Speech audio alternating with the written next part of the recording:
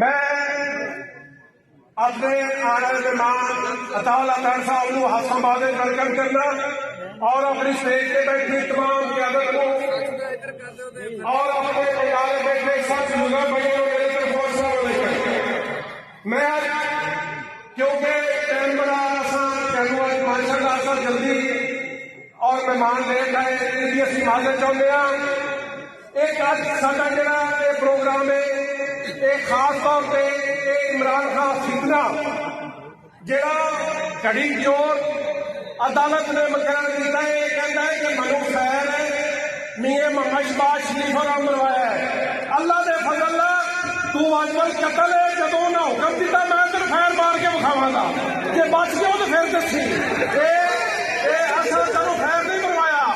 ना असा अल्लाह के फजल सारी मैं अपनी क्यादत की तरफों अपने मुस्लिम लीग नून की तरफों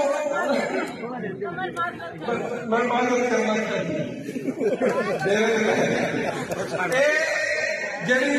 ख्यालात का इजहार मैं अपनी पार्टी और लीडरान की तरफों नहीं सिर्फ मेरी जाती राय में मैं आज अपने पंडाल दसना चाहना कि खुदा की कसम सारे मुनाफत करते हैं मैं मुनाफत आदमी नहीं हूँ ना मैं मुनाफत करना आंदा मैं कतल कोई दुख नहीं होया जो इमरान खान फैर लगा है जोड़ा मौसम शहीद होया उसने मौत होया उदा जाती तौर पर सानू गम भी है और सानू अफसोस भी है और कतल इमरान खान फैर लगेगा मैं कतल कोई अफसोस नहीं मैं तो उस बंदे का